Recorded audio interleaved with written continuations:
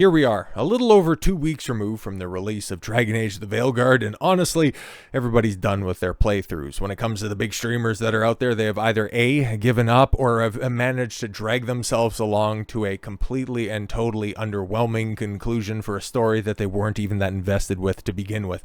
That's not even to say all of the other woke stuff that's over the top of this. It's a bad game. It's a bad game from toes to tops of heads. It's complete trash across the board, and now that reality has sunk in for so many people out there, now you have the game press try to run it back saying, well, actually, we know that we heaped a bunch of praise on this stuff, okay? I forget what the gamer gave it, but I would imagine it was probably an 8 or a 9, something like that. Something very deserved, of course. But now they're writing these articles. Dragon Age the Veilguard fans point out inconsistency in Tash's story, but that's a stunning and brave Kunari who goes by they-them pronouns, who is non-binary, who is the subject of one of the cringiest, I can't necessarily define it as the cringiest, but one of the cringiest cutscenes where they're the centerpiece of this wonderful story that if you end up misgendering somebody, it's not enough to fully and totally capitulate by announcing and proclaiming your apology to the heavens. You need to drop down and give high quality 10 push-ups. It's some of the most wild stuff that we are likely to see in gaming until the next batch of woke crap comes out, because we are nowhere near done with this stuff. 2025, oh boy, it's gonna be a trip, bro. Things are going to get better. Gonna get a lot worse in the short term, because if you think that, exposing, which the good work that was done in 2024, exposing all of these consultancy agencies, spoilers, they have their talons in deep with a bunch of projects in development, and yeah, also the developers, yeah, they kind of want all of this crap that's in there. So yeah, it's going to be a lean time, brother. Just hope that your favorite franchise, or at least the games that you're looking forward to, can manage to skirt all of this nonsense as best as possible. But let's take a look at a little bit of this, okay? What are they finally pointing out? Okay, Dragon Age the Veilguard's Tash is an interesting case study in how a modern story deals with both gender identity and cultural identity. Yeah, this is supposed to be a dark fantasy game.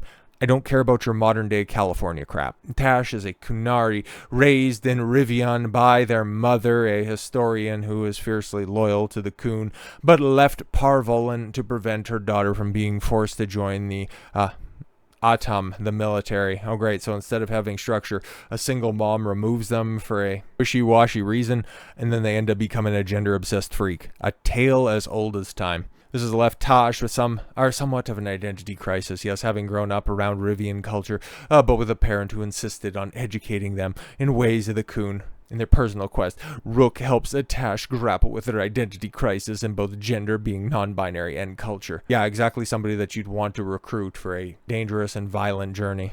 But however, the cultural part of Tash's identity ultimately comes down to a single binary choice that Rook makes during one of Tash's personal quests. Yeah, exactly. You go through all of this rigmarole to say, guys, it's so stunning and brave to have non-binary and non-gender conforming choices in our game, only for it to come down to a very binary choice.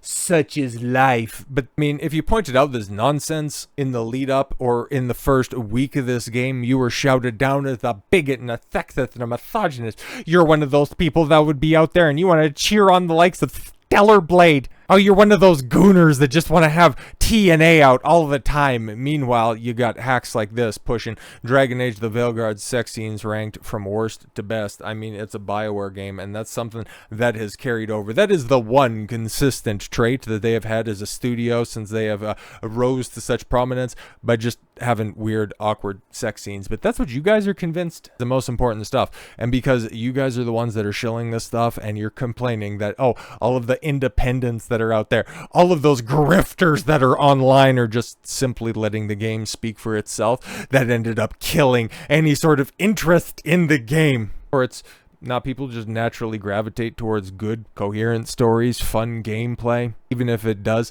have all of that modern day-isms in it. It's funny, right? Because Baldur's Gate 3, that's the game that has become far more popular because Veilguard is a complete and utter travesty. It has all of that stuff. You can be whatever you want. Hell, you can have sex with the bear. Ranked the best sex scenes with animals in the wild in Baldur's Gate 3. Here's the thing. They don't prioritize that stuff. They don't put it front and center. It is a true RPG in the sense that if you want to be a hunter that doesn't use a gun or a bow and arrow, you just simply beat an animal to death with your stick, you can go ahead and do that. It's not a central character feature of one of your main companions that makes their story all about them. Dragon Age: The Veilguard made more people start playing Baldur's Gate 3 on Steam again.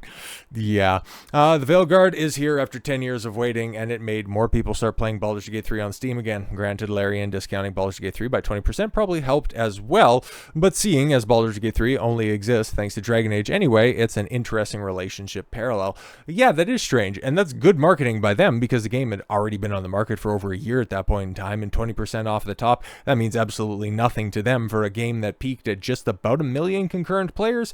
Meanwhile, Dragon Age Veilguard couldn't even get a tenth of that. Prior to Veilguard's launch, Baldur's Gate 3 had slipped pretty far down the Steam's chart, the Steam's top seller list. Yeah, but when it comes to concurrent players, there was still a pretty reasonable amount of people playing it, given that there is hundreds of hours of gameplay on display in comparison to the Veilguard. That is what, if you do everything, if you power wash that game when it comes to content, you're getting 30 at most, which for something that's been in development for about 10 years, that's pretty ass. You had Final Fantasy VII Rebirth. You knew I was going to bring it up.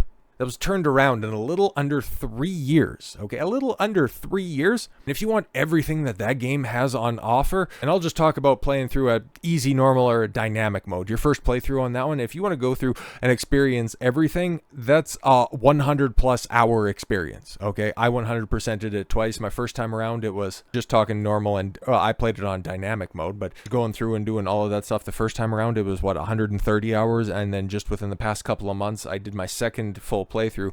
I'm very slowly getting into the second hard mode run again, where I'm going to do everything just to see how much more efficient it is and see if there's stuff that really does irk me or if it was just annoying first time through. I want to be complete when I do a full review of it, but yeah, it was 99 hours, 15 minutes when I rolled credits, doing everything that I possibly could the first time around. And part 3 of that series is going to be flush with content. I can't wait for it. Unlike a follow-up to Dragon Age, or, God forbid, Mass Effect 5 ever comes out. Banana, we don't want that. But anyways, yeah, back to Baldur's Gate 3 here, beating the brakes off of Veilguard, well, that and everything else. Is that a hate crime if it ends up performing better than the non-binary, gender-affirming game? Interesting. It's pretty, yeah, Baldur's Gate 3 slipped pretty far down the Steam's top seller list, but popped back up to take the number 6 spot behind Throne and Liberty, Farming Simulator 25, Call of Duty Black Ops 6, Veilguard, which was a Steam's top seller right before it launched on October 31st, dropped down to the 8th spot, behind the excellent Age of Wonders 4, which is also on sale. Oh, okay. Veilguard's sales dropping is normal for a single-player game. Yeah, of course, but normally you would see something a little bit more consistent if there was good word of mouth on this and not just hack outlets just shitting out reviews in order to get access.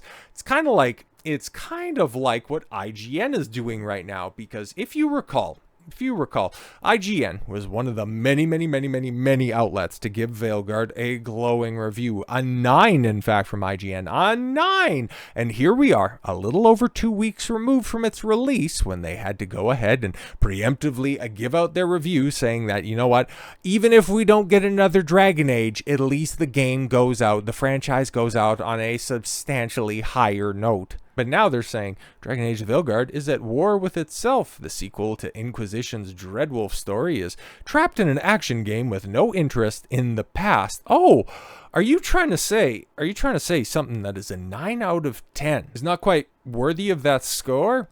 There's a line in our Dragon Age Veilguard review that has stuck with me throughout my own playthrough. It's hilarious that no one ever says the word Veilguard out loud across 100 hours. I played the dialogue-packed campaign. Bro, if I had to listen to 100 hours of that inane, at sometimes ear-gouging terror at others, I would perform a ritual on myself. Lifeus removus. Anyways, my team of D&D archetype oddballs may collectively be known as such in the marketing, online articles, and the physical box itself. What are we doing here, bro? The name Rook, Varric, Harding, yes, and the rest of the gang definitely do know through, although is a Dreadwolf. Yes, the mythical moniker for soulless. who is just a cardboard cutout of a character. But guys, he's trying to perform a ritual to stop the other elf gods from performing another ritual, so that the ritual doesn't go through. And rituals. Many aspects of Veilguard's point to it being something of a soft reset or even a spin-off of the main Dragon Age series. There's no persistent protagonist across the series, as each installment tells a brand new story.